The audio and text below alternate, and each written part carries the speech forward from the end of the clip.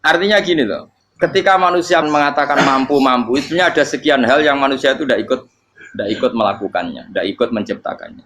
Misalnya kue nyupir, supirana enak punya pengalaman, tidak kecelakaan karena apa? Nyupir kue enak, mobilku normal, mobilmu normal lah, tewabrak mobil ya mabuk ya. Nah di sini ini manusia dituntut diingatkan terus, kamu itu butuh Allah, rahmat Allah itu yang melindungi kamu, bukan keahlian kamu, bukan kecakapan, karena tanpa itu semua tidak bisa, semuanya Allah. Ya, tapi manusia tadi gara-gara misalnya tadi mobilnya normal, dia punya keahlian nyupir, terus mengklaim kalau keselamatan dia itu karena hati-hatinya dia, karena mobilnya normal. Padahal ada sekian catatan yang menjadikan dia selamat dan semuanya itu kudrahnya Allah Subhanahu wa Ta'ala. Misalnya gak ditabrak wong mabuk, gak ono gempa, gak ono bumi merekah. Misalnya kita pintar nyupir lah terus bumi memangap terus kita kecemplung nggak apa-apa. Kemudian daerah-daerah kayak ya rasa tak sebut nomor itu. Kira tahu muka siapa ya, bener mari tak sebut nomor yang ngeri. Intinya Indonesia aman, tapi kita tenang aja satunya aman kabeh ora sing aman. Ora usah kuwatir likuifaksi, ora usah kuwatir meteor jatuh, kabeh ya potensi napa? Potensi semua. Sehingga ini sedikit saya ijazahkan. Suatu saat kata Rasulullah, saya ya Mu'ad melihat kamu hanya sejengkal di depan para ulama ketika nanti di akhirat. Terus Mu'ad tanya, Rasulullah tanya, kenapa kamu hanya satu jengkal dengan derajatnya para ulama ketika sowan Allah? Terjawabnya Mu'ad, kamu punya amal apa? Terjawabnya Mu'ad, ya Rasulullah, saya tidak pernah melangkahkan satu kaki, kecuali saya tidak pernah yakin apa bisa melangkahkan kaki yang satunya. Dan saya tidak pernah mengunyah satu makanan, kecuali saya juga tidak pernah yakin apa bisa menelannya. Dan saya tidak pernah bernafas satu nafas, kecuali saya tidak yakin apa bisa nafas berikutnya. Saking dia tergantung ta'aluk semuanya sama kudrahnya Allah Subhanahu wa Ta'ala. Kalau kita ini kan sok. Kalau makanan sudah di depannya kayak pasti bisa makan. Kalau dia sudah sehat, jalan seakan-akan pasti bisa meneruskan. Padahal 0, sekian detik, gue melaku dihantam mobil ya selesai. Misalnya stroke ya selesai, tidak bisa jalan.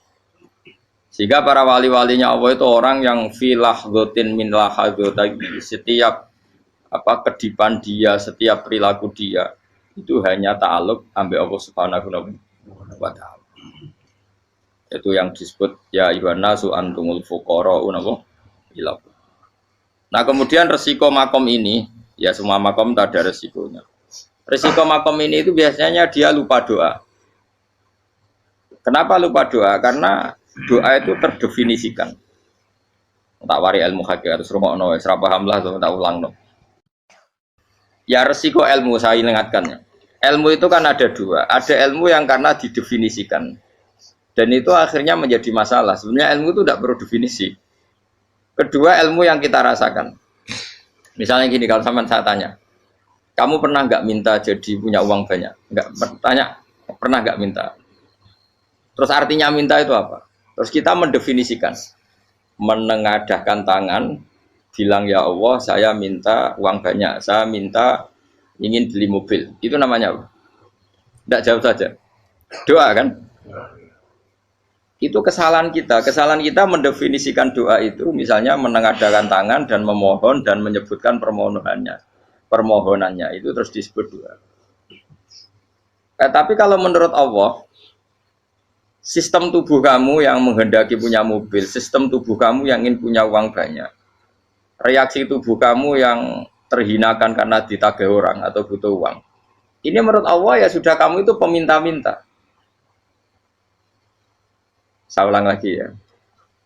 Sehingga menurut Allah kamu minta tidak minta ya tetap berstatus peminta, pengemis. Nah, orang-orang yang sudah wusul, meskipun itu kondisional ya, tidak selalu. Itu ya dia pikirannya menengadahkan tangan apa enggak ya sama saja tubuhnya merasa minta. Sehingga dia tidak perlu mengekspresikan minta.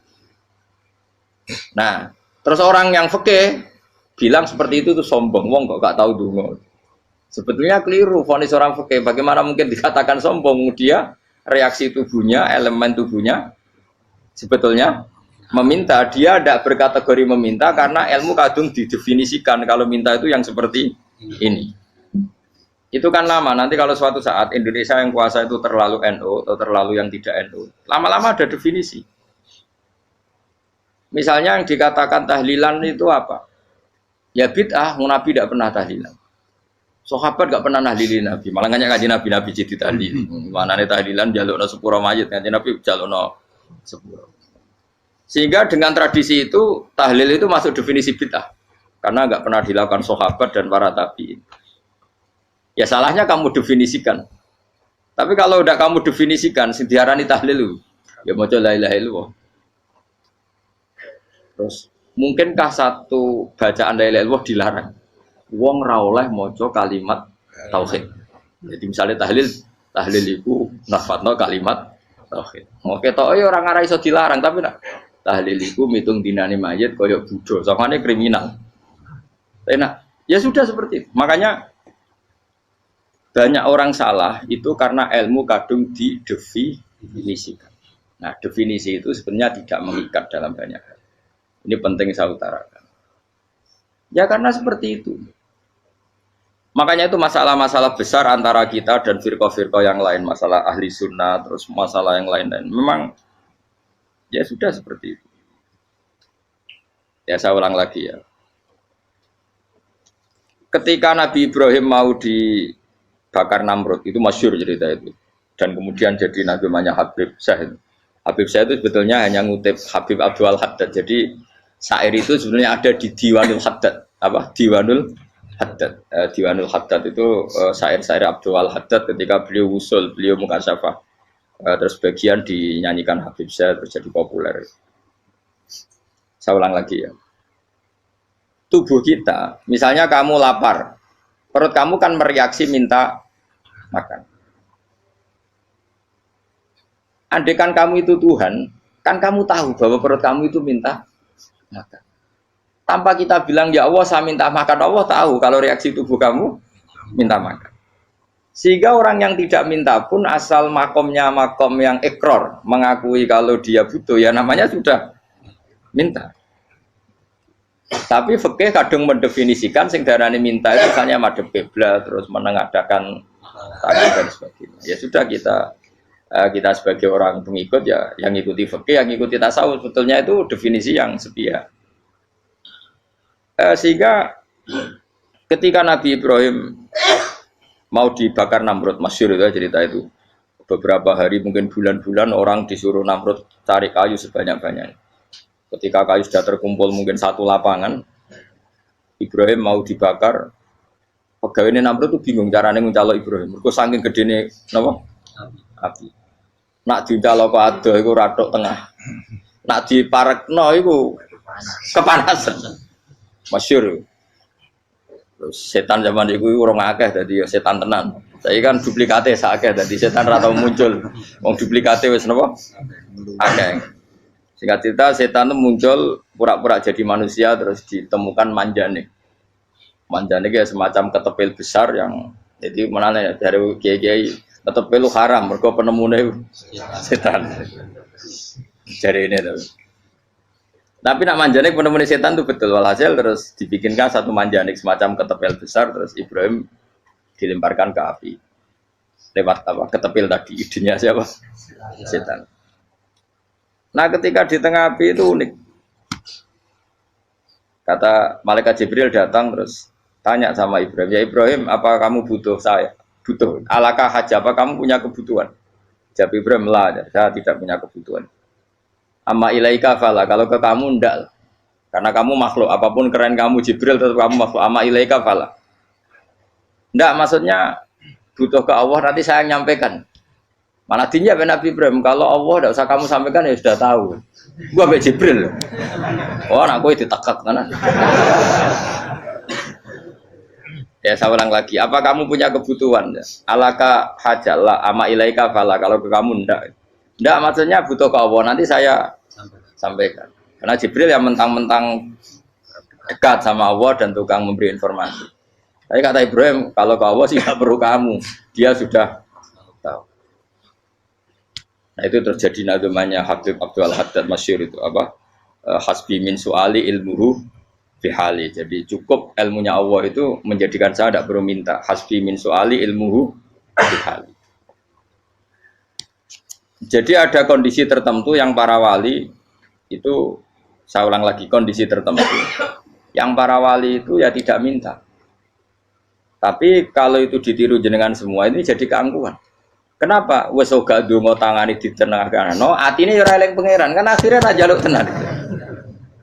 Jadi aja niru wali-wali. Nah, wali-wali itu kan misalnya tangannya tidak menengadah tapi semua sistem tubuhnya merasa butuh sama Allah. Saya itu pernah ya, tapi itu kondisional dan saya juga ngulang tidak mesti bisa. Ketika saya umroh itu pernah saya ada satu kondisi itu doa ya di putaran pertama dos. Di putaran pertama saya berdoa ya agak banyak di multazam. Putaran kedua mau berdoa sudah tidak berani lagi. Sampai ke-7. Hari kedua ya tidak berani, hari ketiga tidak berani. Nah seperti itu tidak bisa dibuat-buat meskipun saya juga agak ingin. Tapi ya pas itu ya nggak bisa. Gara-gara itu korban kitab hikam, ya kitab hikam yang terkenal. Kitab hikam itu pernah cerita gini. Rubbama dallahum al-adab ala tarkit tolab. Terus di antara makalahnya itu wa inna ma yunabbahu man yajuzu alaihil ikhfal. Tapi kamu jangan niru dosa kan. Tapi jangan ingkar ilmu ini tambah dosa kowe. Jadi niru ya dosa, ingkar ya dosa. Jadi ada seorang wali kata hikam. Kadang-kadang seorang wali itu mau doa diulang itu sungkan. Kenapa? Yang perlu diingatkan itu yang potensi lupa. Allah kan masih ingat doa kemarin. Loh itu gara-gara saya sebelum umroh itu mensinau kitab hikam itu agar itu ya Allah. Sing tak dungani wingi ejek eling kok tak eling no meneh. Dadi wa inna ma yunabbahu man yajuzu alaihi yang bisa diingatkan hanya orang yang potensi lupa. Sementara Allah tidak akan. Tapi kan akhirnya dungane eling. Ya Allah kayak kemarin. Hari ketiga ya Allah kayak. Makanya menurut saya ilmunya orang hakikat itu juga ada sisi kriminalnya karena ya tadi. Tapi kamu ingkar ya keliru. Memang Allah gak mungkin lupa, ngapain kamu ingatkan? Makanya menurut saya Allah itu memang terbaik, benar-benar Rahman Rahim. Mestinya nak Allah terbaik, kue dungo bedino malah ngamuk. Lah aku lali tapi mbok eling dong. Tapi Allah itu ya maklumi ya, dengan kekeliruan. Kita ini kan selalu keliru, dungo terus ya keliru sebetulnya. Karena seakan-akan kan mengingatkan seseorang yang mungkin lupa. Wong Allah tidak pernah lupa kok, kamu ingetin terus. Atau kamu menggurui Allah, yaitu ya Allah nang sebadani kalau di duake, padahal nggak mesti maslahat bagi kamu. Duake orang mesti maslahat bagi kamu. Maka ada sekian contoh yang wali itu dibully pangeran. Saya sering cerita, banyak cerita wali itu dibully pangeran, digarap ya pangeran. Ini gara-gara salah dewi. Saya pernah cerita dan itu ada di hikam betul di kitab itu ada. Ada wali itu tukang hamal itu manol di pasar itu tukang angkut. Jadi kalau ada orang bawa barang berat diangkut dia, terus misalnya kalau dulu mungkin ya ke kereta atau ke singkat cerita terus diupahi. Setelah dapat apa dia pasti pulang karena dia hanya butuh makan satu piring karena dia tirakat makan satu piring untuk ibadah 24 jam. Singkat cerita dia ngeluh ya Allah, engkau tahu saya ini pecinta engkau, saya ini hanya butuh makan satu piring untuk kuat sholat. Tapi kenapa harus jadi juru manol? Berilah saya rezeki yang tanpa kerja. Nah, selang sekian hari dia dituduh maling, terus di penjara, terus dapat rezeki tanpa kerja. Dia ya Allah kenapa jadinya gini? Kan kamu minta rezeki tanpa kerja. Ya itu penjara itu rezeki tanpa kerja kan. Jadi Allah memperlakukan para walinya itu memang unik. Ya kadang dibully. Sehingga dalam cerita-cerita kenabian kata Qadiyat itu nggak ada orang yang sering dibully Allah kayak nabinya. Karena nabi itu orang yang dicintai Allah. Jika salah sedikit saja itu, cara pangeran, cara kampus itu digarap, pokoknya dipelonco, pokoknya salah sedikit. Misalnya begini, Nabi Yakub itu kan nabi. Dia mungkin nyon sewu nggak tersadar nyembelih anak sapi itu di depan indukannya. Ya beliau mungkin spontan saja, Pak. Kalau kamu yang melakukan pasti tidak ada hukumannya karena Allah tidak pati peduli sama kamu sudah lah. Artinya nggak peduli salah pantas saya nggak jelas ya gitu. Tapi ini Nabi.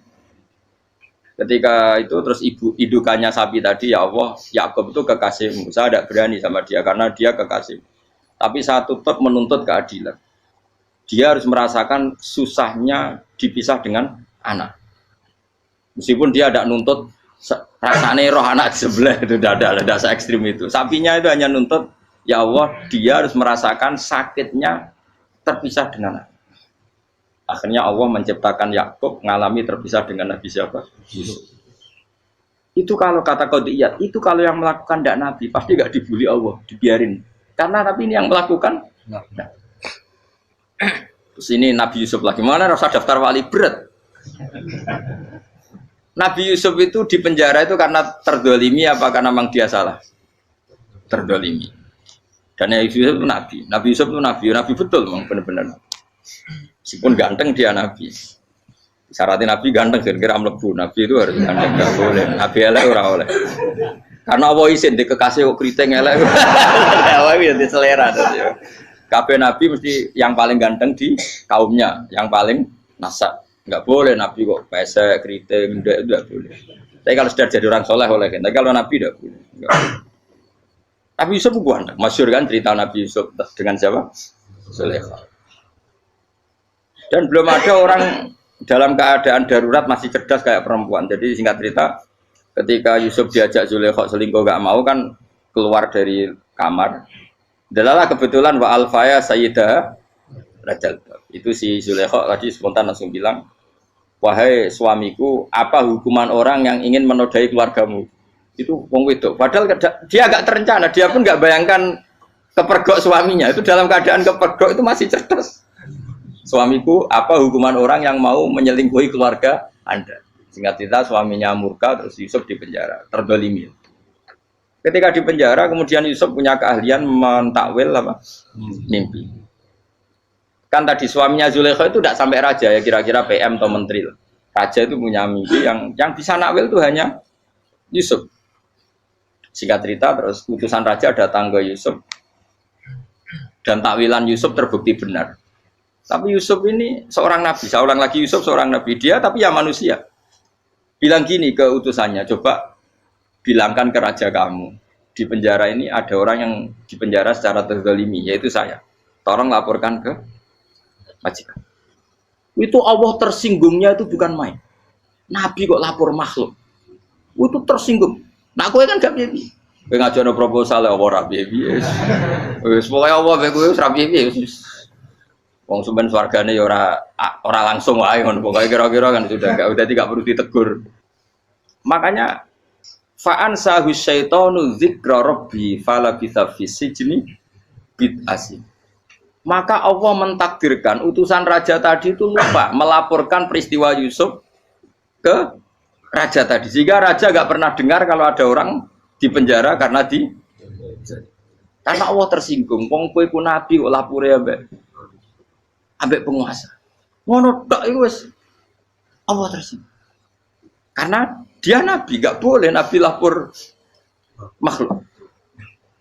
Jadi Allah itu dengan nabi itu sangat-sangat sensitif. Sangat-sangat sensitif. Ya begitu.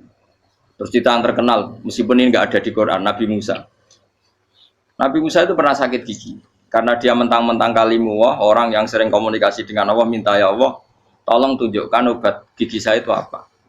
Singkat ini sama Allah dikasih tahu. Kamu ngunyah suket ini gitu. Rumput ini kamu kunyah nanti pasti sembuh.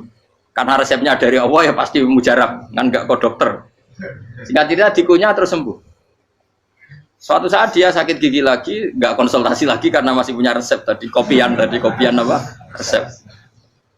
Dia datang nyari suket yang sama dikunyah tambah sakit. Tanya sama Allah, ya Allah ini kan resepnya yang sama, kenapa tambah sakit? Kata Allah, kamu itu kekasihku. Orang nak sing ngobati ku aku ra suket sembrono. Semenjak itu Nabi Musa pernah taruh resep lagi sudah.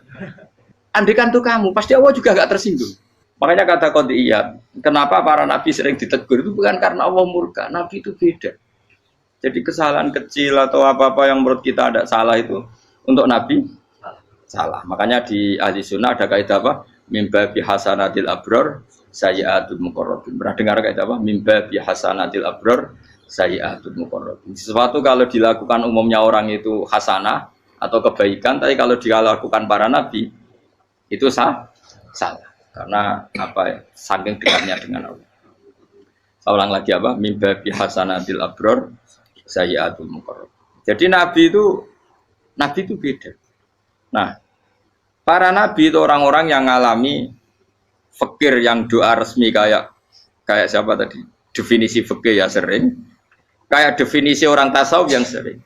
Sehingga ketika Nabi berdoa ya memang secara disiplin ilmu yang namanya berdoa ya minta Allah dengan mengadakan tangan. Ketika enggak berdoa karena Nabi sadar Allah tidak perlu diingatkan lagi, pasti masih ingat. Jadi dua-duanya benar terus. Makanya Nabi itu lam yazal fitaroki, Nabi itu selalu naik derajatnya. Karena pas minta ya benar, pas tidak minta ya. Tapi kamu jangan niru dosa kan. Tapi jangan ingkar ilmu ini tambah dosa. Jadi niru ya dosa, ingkar ya dosa. Jadi ada seorang wali kata Hikam, kadang-kadang seorang wali itu mau doa diulang itu sungkan. Kenapa? Yang perlu diingatkan itu yang potensi lupa. Allah kan masih ingat doa kemarin. Loh itu gara-gara saya sebelum umroh itu mensinau kitab Hikam itu agar itu ya Allah. Sing tak dungani wingi ejek eling kok tak eling no meneh. Dadi wa inna ma yunabbahu man yajuzu alil yang bisa diingatkan hanya orang yang potensi lupa. Sementara Allah tidak akan. Tapi kan akhirnya dungane eling. Ya Allah kayak kemarin. Hari ketiga ya Allah kayak. Makanya menurut saya ilmunya orang hakikat itu juga ada sisi kriminalnya karena ya tadi. Tapi kamu ingkar ya keliru. Memang Allah gak mungkin lupa, ngapain kamu ingatkan? Makanya menurut saya Allah itu mangga terbaik, bener-bener Rahman Rahim. Mestinya nak Allah terbaik, kue dungo bedino malah ngamuk. Lah aku lali tapi mbok eling dong. Tapi Allah itu ya maklumi ya, dengan kekeliruan. Kita ini kan selalu keliru, dungo terus ya keliru sebetulnya. Karena seakan-akan kan mengingatkan seseorang yang mungkin lupa. Wong Allah tidak pernah lupa kok, kamu ingetin terus. Atau kamu menggurui Allah, yaitu ya Allah nang sebadani kalau di duake, padahal nggak mesti maslahat bagi kamu. Duake orang mesti maslahat bagi kamu. Kalau kamu turun terus, pas minta itu karena tomak kamu, hadun nafsi kamu, serakah kamu, tapi nggak tahu diri, pantas taura dengan permintaan. Kayak gue misalnya jongo jadi wali, iso Allah tersinggung, bocor atau tirakat atau jalur jadi wali. Tapi gak dongo ya Allah tersinggung. Kere ra tau dongo. Jadi orang kalau ndak wali itu sudah keliru terus. Ya kok di sepuro, tapi tak kira iku akeh salah. Ya jajal ke dongo wali kok sabtu kok dirjelang. Kira-kira Allah tersinggung apa nyembadani? Kira-kira tersinggung. Tapi misalnya kira tahu dongo kepengen kau Imam Syafi'i, Allah tersinggung. Bocah ora di idola. Terus piye Gus? Piye kadung salah biasa wis. Wis bakat salah no. Bakat salah. Ini sedungane sing gampang ae mesti bener Rabbana dzalamna anfusana wa lam taghfir lana wa tarhamna lanakunanna minal khasirin. Saya pernah punya kitab dan kitab itu merasa luar biasa. Bahkan ketika adu bully itu, adu cara mahasiswa itu kayak pelonconan itu. Nabi sama Nabi pengiran gitu dan itu sekali yang satu salah melakukan disiplin ilmu pengiran itu degradasi. Dan Allah memang mengancam gitu. Kalau kamu melanggar ini la biton namin diwanin nubuah. Nanti la amkuan namin diwanin nubuah. Kamu saya hapus dari buku kenabian. Tes-tesannya ya lucu. Misalnya begini. Kata Nabi Musa kan ditanya. Ketika dia khutbah ditanya orang. Siapa orang paling alim ya Nabi Allah? Sekarang orang paling alim itu siapa? Nabi Musa jawab, saya kan. Ya itu Allah tersinggung karena wong kok mletene ngono. Tapi andai kan Nabi Musa kok jawab Fauzi itu salah, tambah salah meneh. Atau enggak Pruhen, malah salah meneh. Tapi jawab Musa ya salah. Saya Gusti, saya kan. Orang paling alim siapa? Saya. Allah memperingatkan Musa, ada seseorang yang lebih alim ketimbang kamu. Coba kamu harus ketemu dia. Terus ketemu singkat cerita ketemu Nabi siapa? Khidir. Terus dalam 3 sesi ini, 3 babak ini buli-bulian. Nabi Khidir itu dalam 3 babak ini selalu kelihatan salah. Di antaranya adalah cara sekarang ya mungkin di gonjak sepeda motor atau perahu kalau dulu yang menggratisi dia numpangi sepeda motor malah spionnya dicopot gitu. Spionnya dicopot, dirusak. Tapi Musa kan sudah digratisin malah rusak yang motornya yang apa? Menggratisin. Nabi Khidir masih tenang. Kamu tidak paham. Ya, Nabi Khidir mesti stok kamu tidak paham. Itu kata syurrahul hadis termasuk Ibnu Hajar al Asqalani bilang gini. Setelah itu kedua membunuh anak kecil. Musa tambah marah. Anak yang belum punya dosa kok kamu bunuh. Sampai 3 kali ada 3 peristiwa. Itu kata surahul hadis. Andai kan Musa kok diam tidak protes, maka dia akan disalahkan Allah. Karena dia berarti membiarkan kemungkaran di depan matanya tanpa reaksi. Jadi sebetulnya ketika Musa berontak itu Nabi Khidir, Nabi tenan gitu. Jadi itu kan unik. Tapi berontak yo disalahno. Dadi angel sandi tes-tesan dadi nabi ku ya angel. Misalnya kok Nabi Musa itu kayak model santri Jawa Timur. Nabi Khidir salah, nggih nderek mawon. Ya ora nabi jero barang mungkar.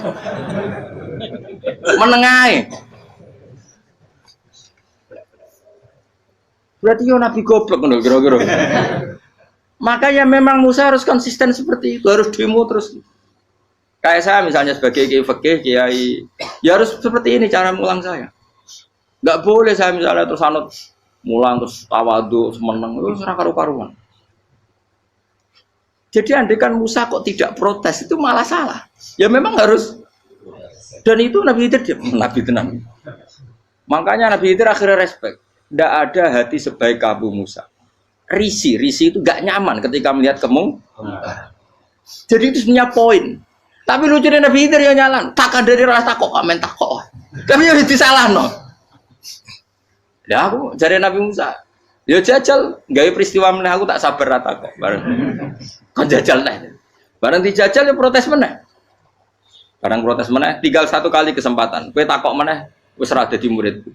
Dikasih kesempatan lagi, ya protes meneh dek nang Tapi itu justru itu menjadi kelebihannya Nabi Musa karena syarat seorang nabi adalah al-musara'ah ila inkaril munkar kata Ibnu Hajar Al-Asqalani. Syarat seorang nabi adalah secepat ngingkari sesuatu yang mungkar. Enggak boleh.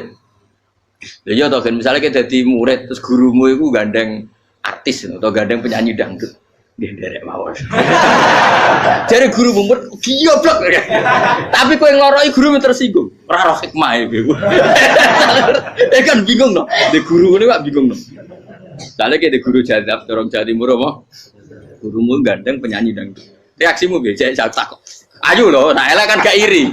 Biasanya nak elek itu ra iri, sekarepmu Pak. Sing ayu, sing potensi iri. Kira-kira reaksi kamu itu milih derek mawon apa berontak? Golek nak gurumu wong alim mesti nak pas meneng muridku goblok tenan gak sensitif roh barang mungkar dilakukan di depannya kok tidak reaksi tidak protes gebet tenan. Tapi lucunya guru mau nak protes ya gak duwe akhlak gitu. Guru lagi senenge kok ora oleh. Nah Nabi itu kan bully-bulian. Jadi Nabi Khidir dengan Nabi Musa itu tepat-tepat. Karena 2 orang ini sama-sama kekasih Allah. Itu Nabi Musa justru barokahnya itu dia tidak pernah kelasmennya di bawah Nabi Khidir. Semua ulama sepakat kelasmennya Musa tetap di atas Nabi Khidir. Sehingga yang berlaku ya tetap ilmunya Nabi Musa bahwa membunuh anak kecil tidak boleh, merusak perahu milik orang lain tidak boleh. Karena Allah tetap lebih respect dengan ilmunya Nabi Musa. Nabi Khidir tetap ilmunya nggak dipakai, meskipun dia disebut hakikat.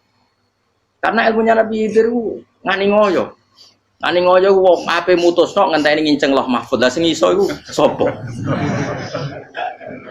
Barang ra mungkin kok. Makanya Nabi Khidir terakhir menutup kalimatnya wa ma fa'altuhu an amri.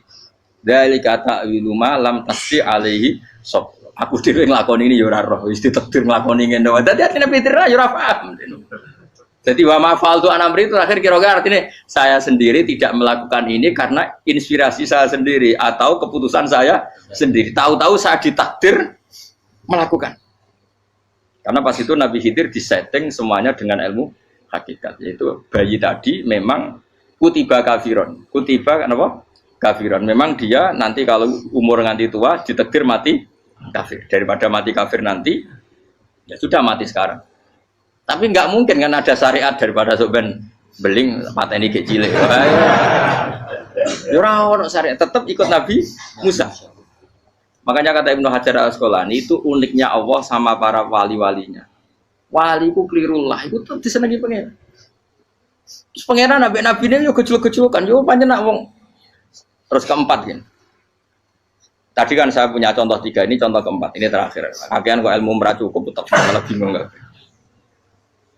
Nabi itu minggat itu boleh enggak? Tanpa pamit, minggat itu pergi nggak pamit itu boleh enggak? Enggak boleh.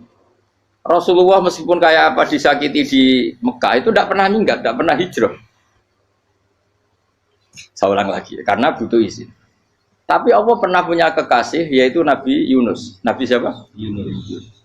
Itu Quran meredaksikan ya abako. Abako itu terjemahnya apa?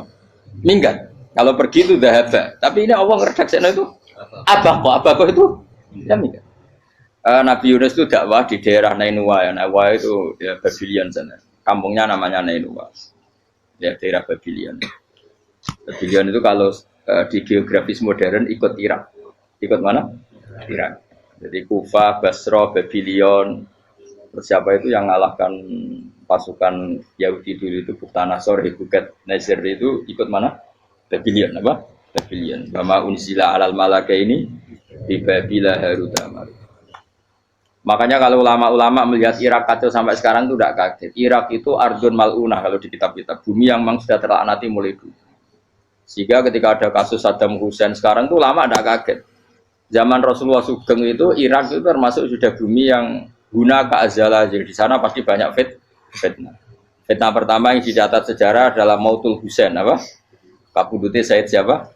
Husain di Karbala. Era Imam Syafi'i adalah zaman mifnah, ulama dibantai karena dipaksa mengatakan Quran apa? Makhluk. Terus konflik-konflik sampai era Saddam Hussein terus era sekarang jadi.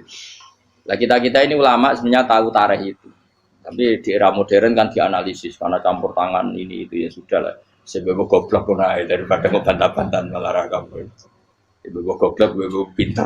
Nah, sekarang kan analisisnya kan, wah ini ada campur tangan pihak ketiga diciptakan nih saunu ini.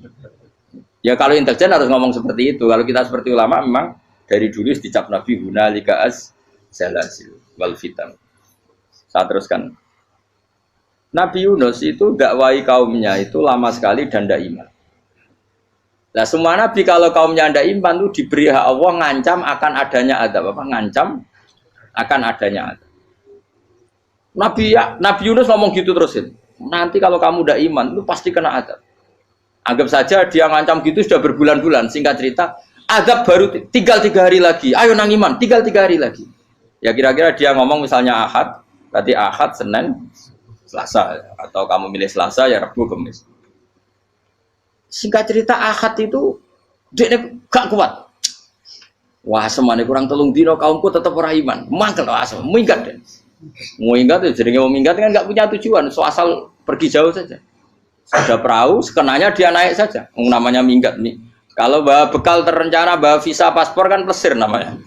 Jenenge minggat itu ya gak, ya sekenanya gak persiapan. Singkat cerita sampai ikut perahu nelayan tadi terus zaman itu ya ada mitos kalau ada gelombang yang nggak wajar pasti ada orang minggat. Terus ditanya siapa yang minggat, Nabi Yunus kan orangnya jujur saya katanya. Ya sudah yang minggat harus dicemplung gitu.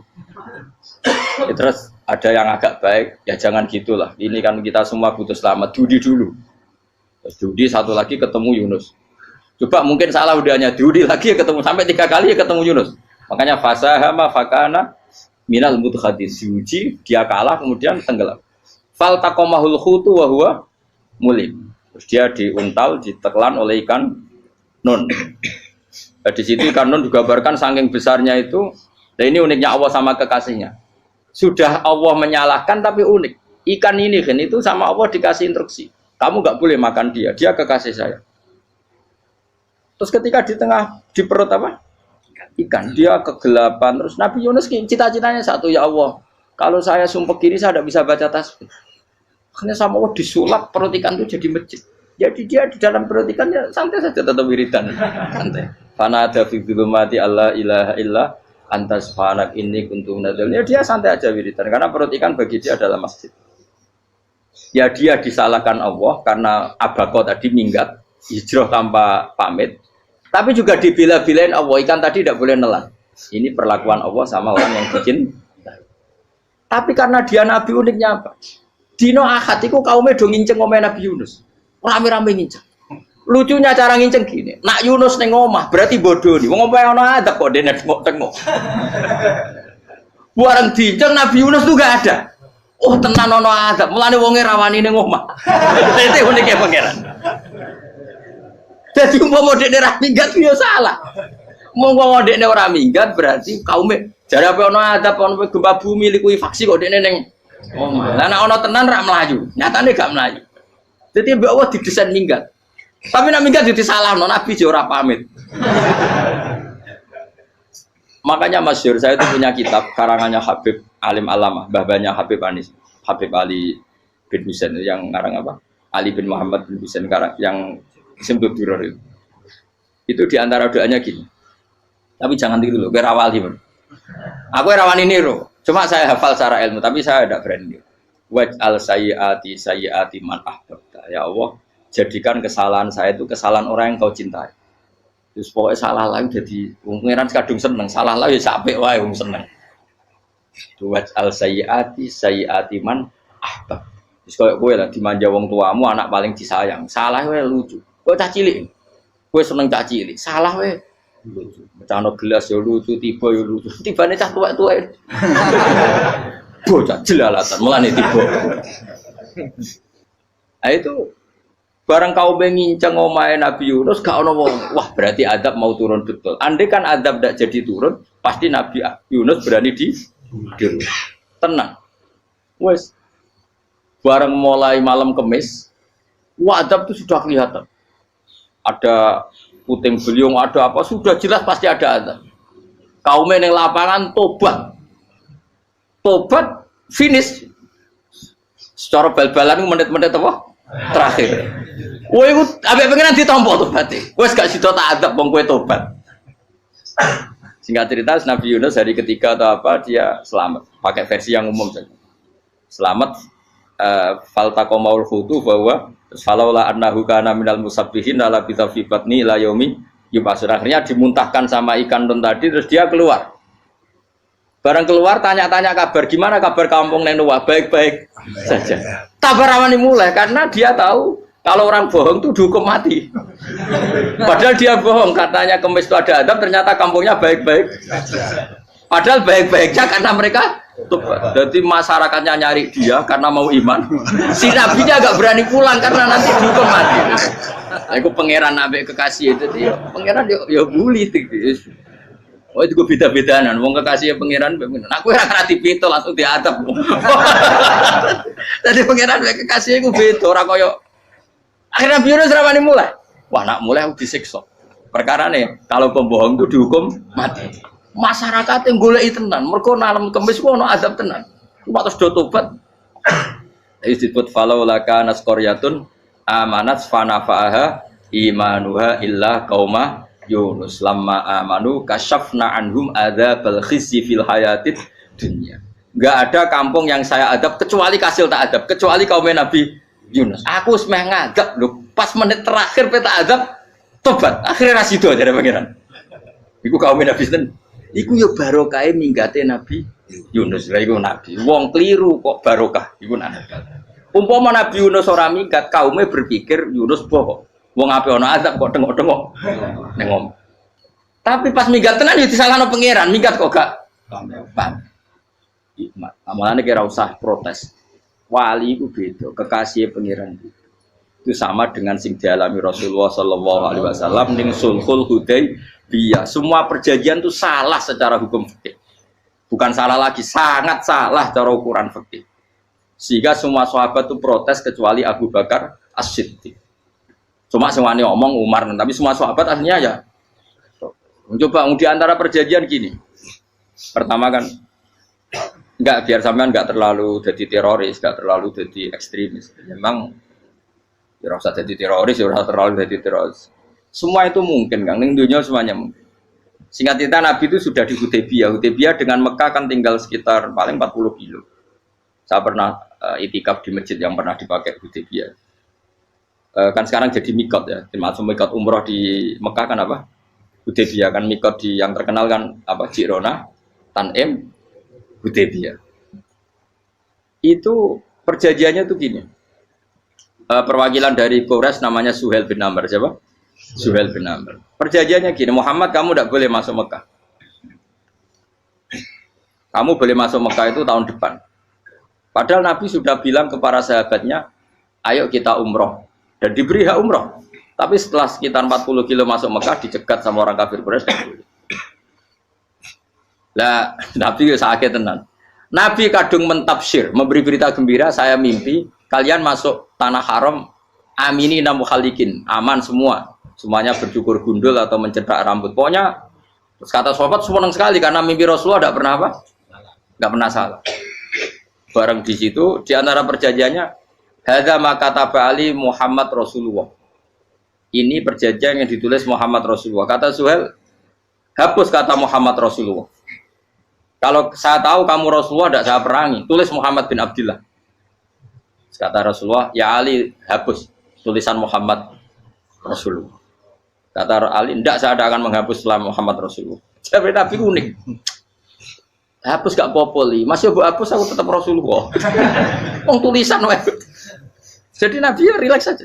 Tapi Ali katanya, fawwama ana bimakhihi abadan. Saya tidak akan menghapus tulisan itu selamanya. Kata Nabi, kena ragilem gapus. Tanganku didono, aku sing gapus. Nabi kan umi tidak bisa baca terus.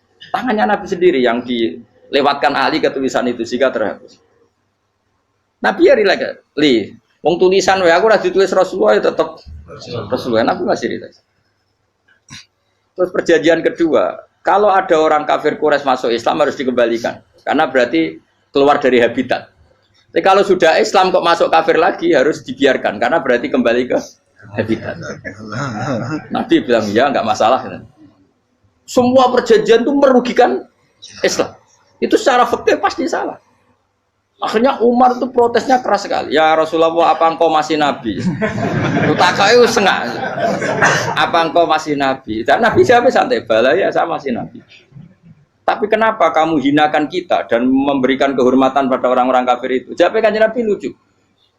Ya agama iki wae pangeran. Masih aku perjanjian ning ngono kok pangeran sing angkat agama iki tenang wae.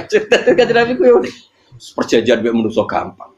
Jadi Nabi itu saking imannya Allah tetap yu'izzu hadaddin. Allah pasti memuliakan ini agama. Apapun perjanjian yang diciptakan manusia. Makanya bapak saya, Mbah Mun guru saya itu ngaram-ngaram tenan mikir Islam. Islam mbok pikir haram ono sing duwe. Ben ngono. Dunya rusak kok ben tetep Islam ku mulya. Rasa mbok pikir, terus keliru-keliru lah perjanjian di dunia keliru lah. Lo coba Uni Soviet kayak apa hegemoninya, kayak apa kuatnya Uni Soviet. 100 tahun mengkooptasi Uzbek, Tajikistan dan tapi apa bisa menghilangkan keimannya orang Uzbek Ceknya. Ketika Uni Soviet bubar langsung malah negara-negara itu jadi persemakmuran yang negara apa? Indonesia kayak apa dikooptasi, PKI, dijajah Londo 350. Mbah Soleh Darat alim zaman Londo, buyut-buyutku alim zaman Londo. Iku semondok Mekah ya alim. Zaman PKI ada wong alim. Saiki ayo, zaman Islam Nusantara apa ono sing alim koyo. Dadi Islam ku menawa zaman wis di regani negara, zaman rung dinegani negara iku wis mul. Karena ini agama milik Allah. Punya ketahanan yang luar biasa. Sebenarnya dari Nabi tentang kayak perjanjian salah lah, Mar. Gak apa-apa. Inna wa ta'ala a'azza hadati. Inna wa ta'ala la yudhi udinahu wa la yudhi. Pokoknya pengiran raga, kalau ngebaru agamanya orang masalah, perjanjian keliru lah. Perjanjian ketiga itu semuanya merugikan Islam. Tapi apa kata Abu Bakar ketika protes Nabi gak dijawab, datang ke Abu Bakar. Menurut kamu gimana? Jawab Abu Bakar lucu. Makanya ini menunjukkan, makanya kenapa ahli sunnah berkeyakinan Afdhalus Sahabat itu siapa? Abu Bakar. Jawab Abu Bakar, wes samar, perjanjiannya keliru lah, wes keliru lah, kayak geremeng-geremeng santai geremeng. Tapi la tadkhul bainahu wa baina habib. Kamu jangan masuk wilayah itu hubungannya orang yang terkasih sama kekasihnya. Wes gak masuk akal lah semuni menengah. Ya sehingga ya sudah Allah punya. Ternyata nah perjanjian keempat ini yang agak Nabi hanya minta gini toh. Itu saya turuti semua, tapi saya minta satu hal kata Nabi. Bolehkan diskusi tentang Islam terbuka. Makanya diskusi terbuka itu baru kata Nabi. Jangan larang orang mendiskusikan Islam. Itu dok mintanya. Oke, dari Suhail, diskusi wae pikirannya Suhail kan, diskusi wae. Enggak masuk Islam, diskusi. Jangan larang orang yang membicarakan Islam secara terbuka. Ada kata terbuka. Dari Suhail, oke, enggak masalah. Itu dok yang itu pun enggak jelas menguntungkan Islam apa? Enggak. Akhirnya apa yang terjadi? Darun Nadwa, tempat-tempat pertemuan cara sakniki gedung parlemen. Semuanya itu diskusi. Sajane Muhammad itu sapa? Konsep Islam itu piye? Dan semua yang cerdas juga sajane ya bener Muhammad. Nyembah watu ya pancen giyoblok tenan. Wah, iki goblok tenan watu kok di. Terus nak Yahudi ora bener pisan, Nasrani ora bener pangeran atau. Wah, diskusi. Suwe-suwe hasil diskusi sepakat. Pancen dia tetap bener Muhammad. Tetap bener Muhammad. Akhirnya hasil diskusi itu akhirnya mereka membatalkan perjanjiannya sendiri. Perkara ini baru kayak apa? Malah Nabi ketika balik di Madinah, Umar sempat protes yang dalam. Oke ya Rasulullah, saya nerima konsep Anda, tapi saya menyisakan satu pertanyaan.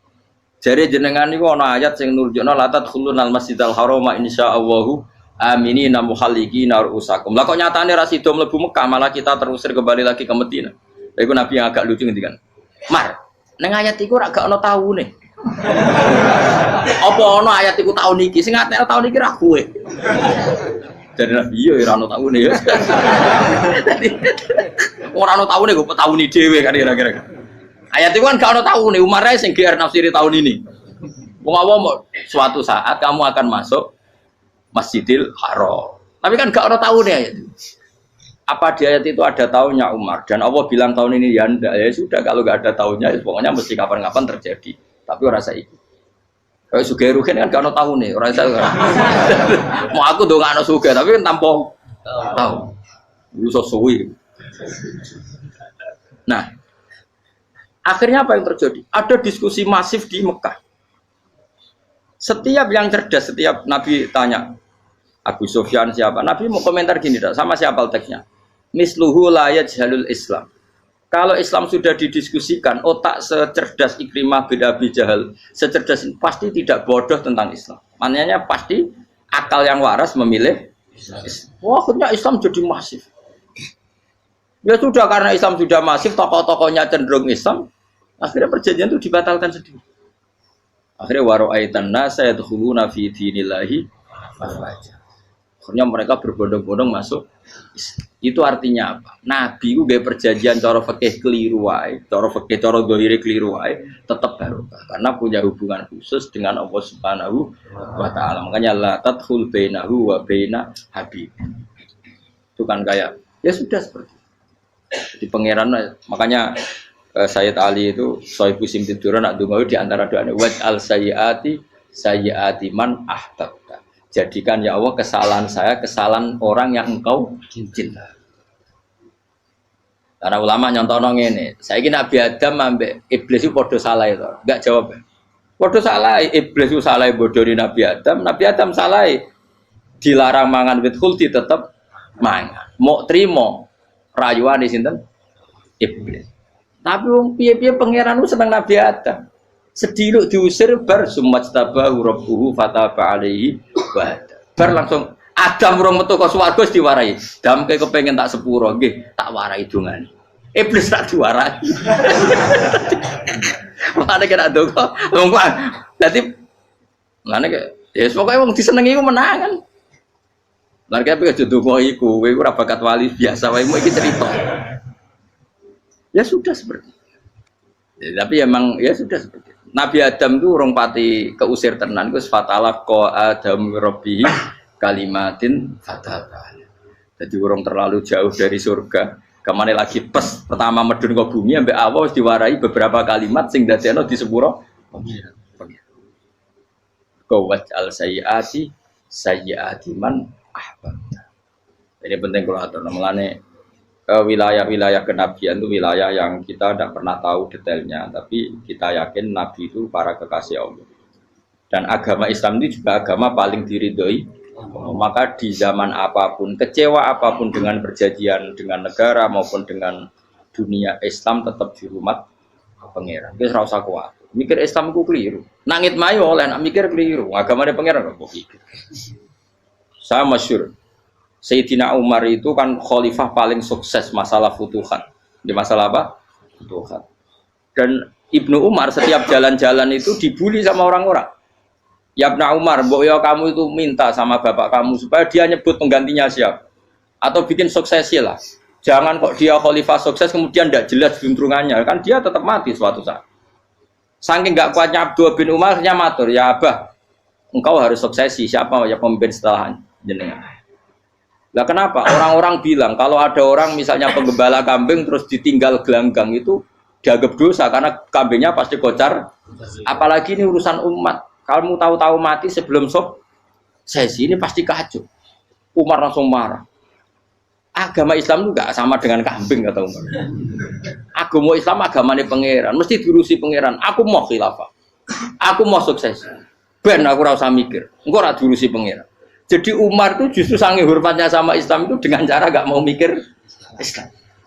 Gak mikir berarti gak khidmah ya, tetap mengkhidmati Islam. Seperti saya ini kan yang khidmati Islam lewat mulang. Tapi aku ora tahu mikir nasib Islam. Islam ora kondang piye. Ditinggal Abu Bakar mlaku, Umar mlaku. Wali songo mek kowe rak mulya wali songo. Saiki durus mudin yo mlaku, durus KUA yo mlaku. Durus mubalek sing kadang matre ku yo mlaku. Berapa kiai sing dadi oknum perkara proposal? Ya agama yo.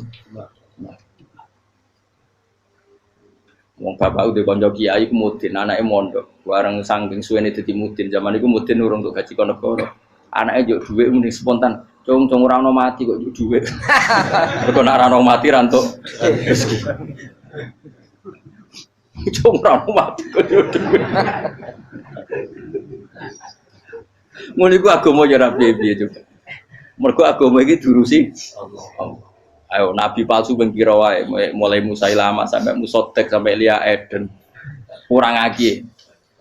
Mulai wali palsu, koyo Rama Dosa, Rama sapa iku. Woi ono kabeh ora masalah. Uni Soviet kayak apa mengkooptasi Ceknya Uzbek. Akhirnya ya kalah Uni Soviet. Saiki Ceknya Uzbek jadi negara apa? Islam. Kayak apa? Donald Trump, Islamfobia. Tapi sekarang orang Amerika malah berbondong-bondong masuk apa? Islam kaya. Mbok pikir malah Islam konsepi malah rusak.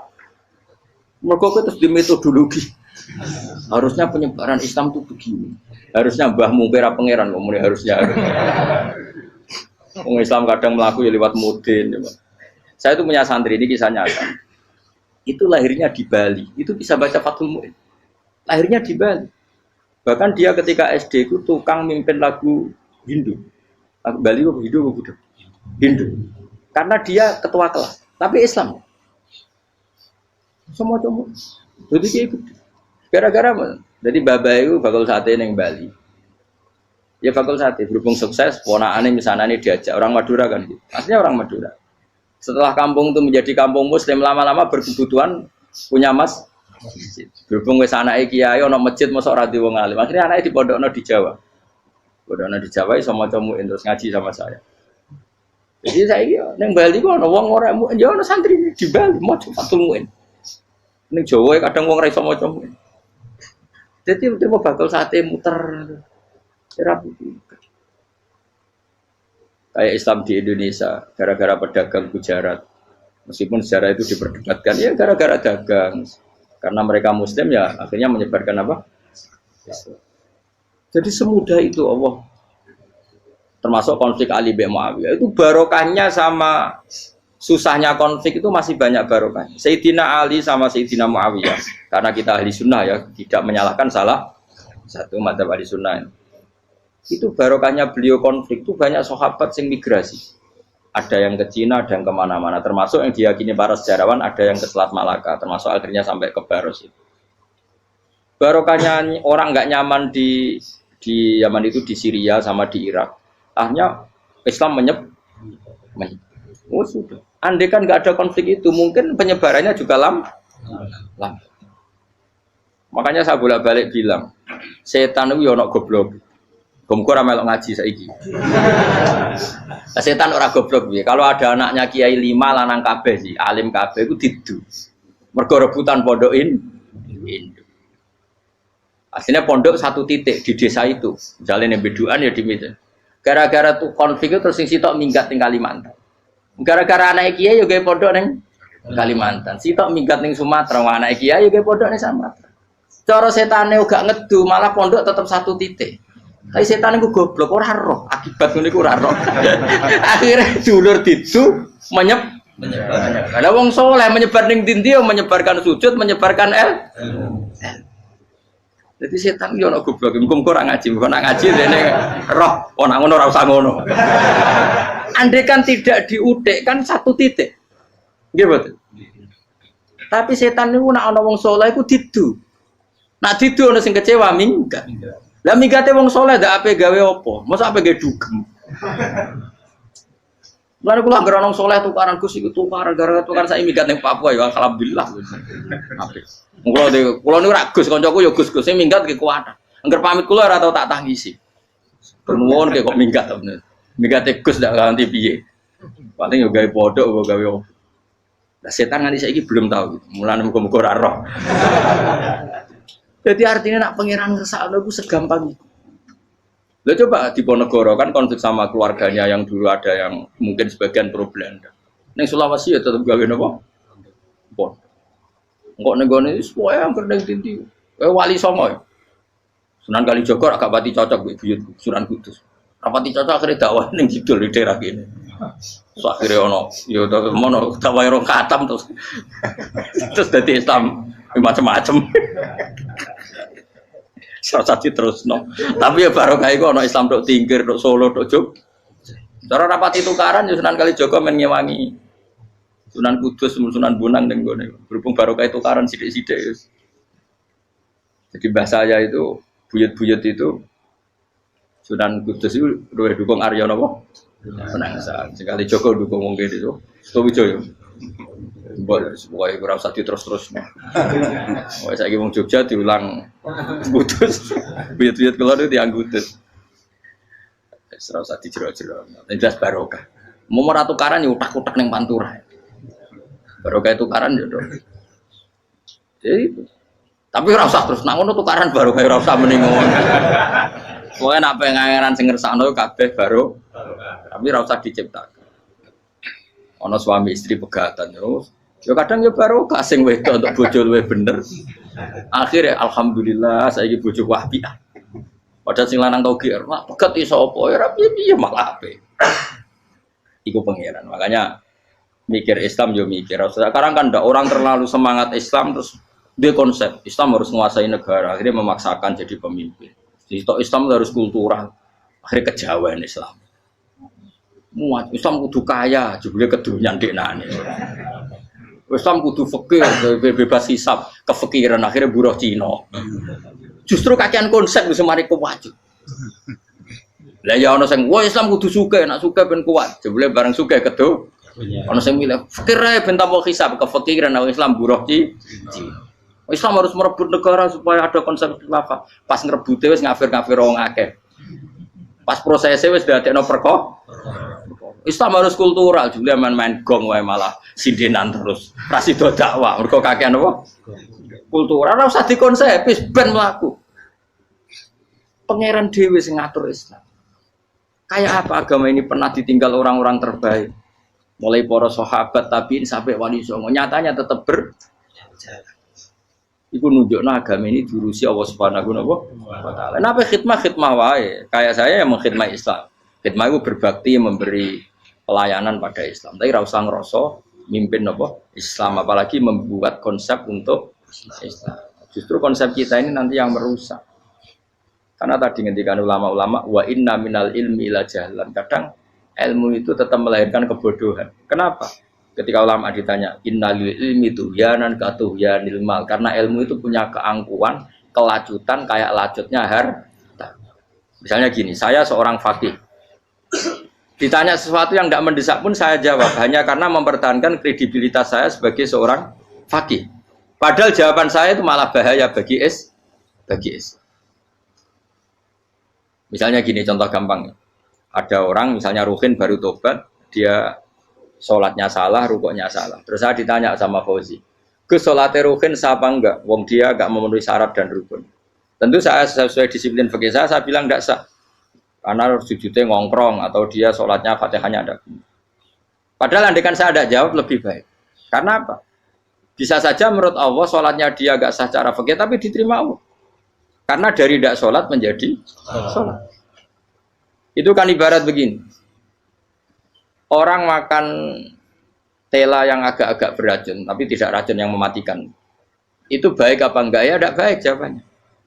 Tapi kalau bandingannya daripada tidak makan sama sekali, tentu baik makan. Nah, kesalahan itu yang makanya kata Imam Ghazali, kesalahan itu yang dialami para fuqaha mu'asirun sekarang. Setiap pertanyaan itu dijawab. Dan ironisnya karena sesuai disiplin.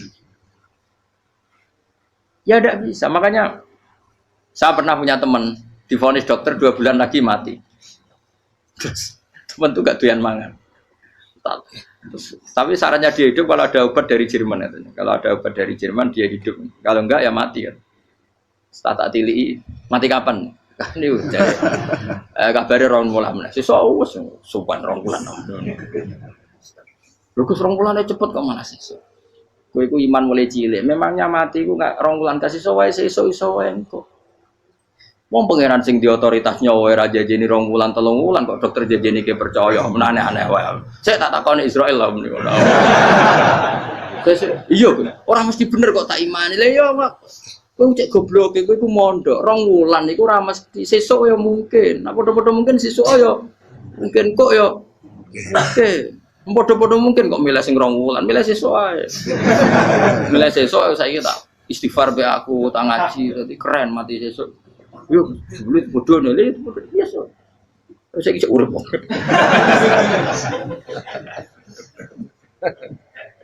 Ya karena tadi sesuatu yang enggak otoritasnya itu kita ini kan jadi orang aneh.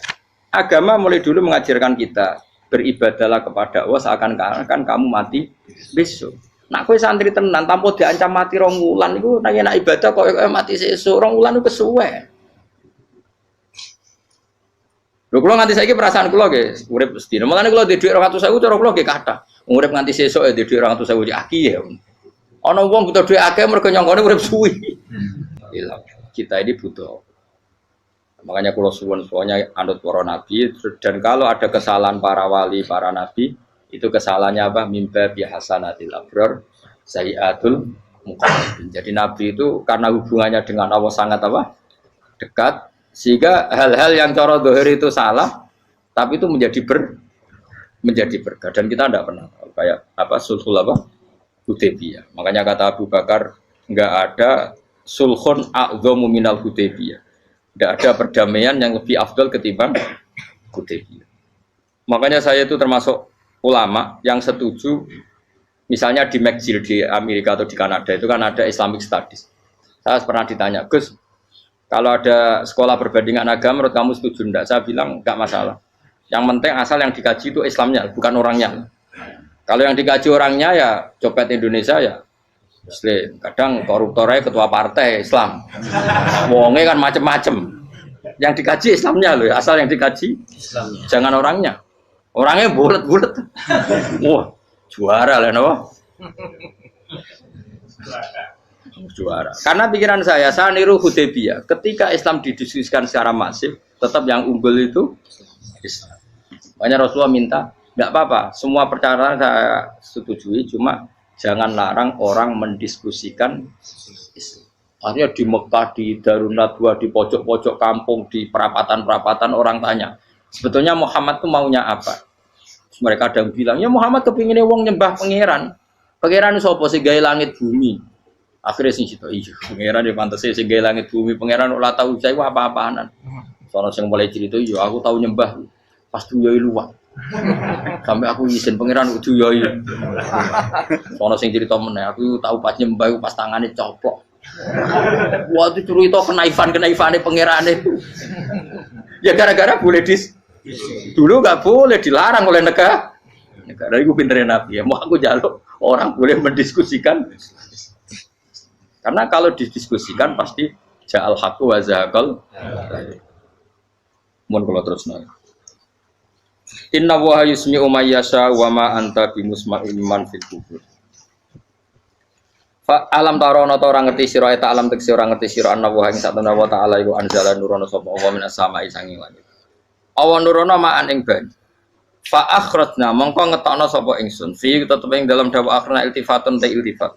Iltifat itu pindah anil ghaibati sangi dhamir ghaib. Mestinya kan fa akhraja, tapi dadi napa?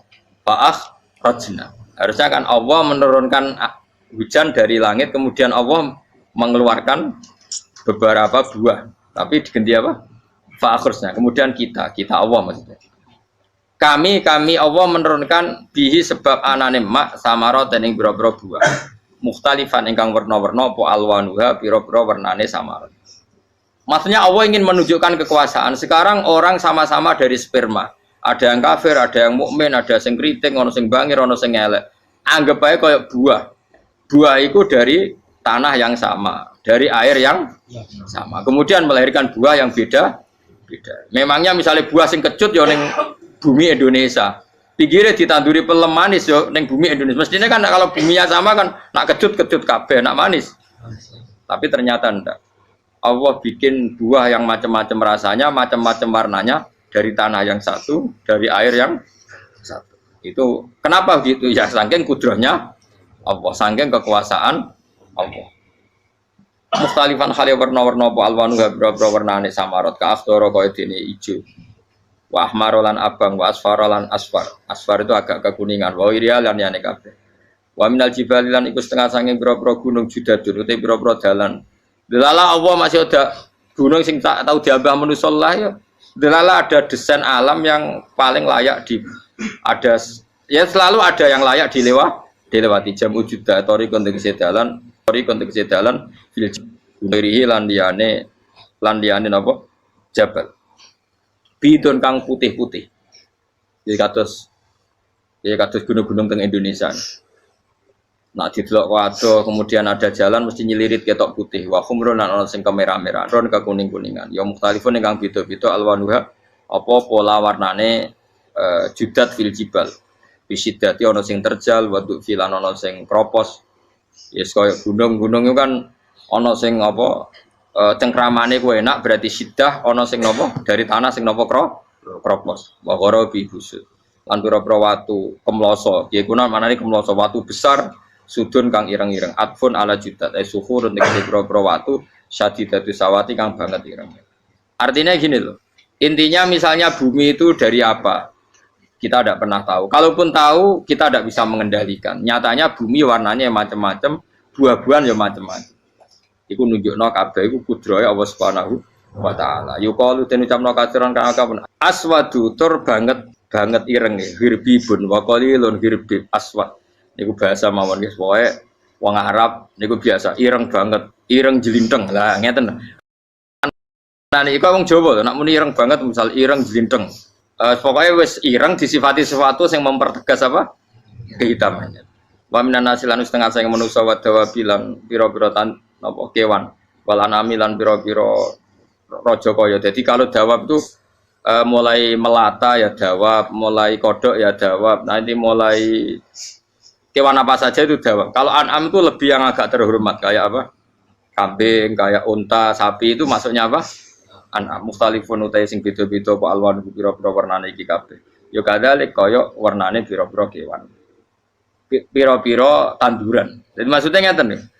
Kalau sampai nangan-nangan misalnya sapi putih, engko tahu-tahu dia anak rodok kemerah-merahan, engko dia anak ke hitam dari mani yang sama. Dulu-dulunya misalnya enggak Gus, kalau hitam itu pasti babanya ada yang agak hitam. Senajan toh sekarang pas bapaknya, indukannya, ibunya sudah putih. Tapi tetap aja asal usulnya dari satu.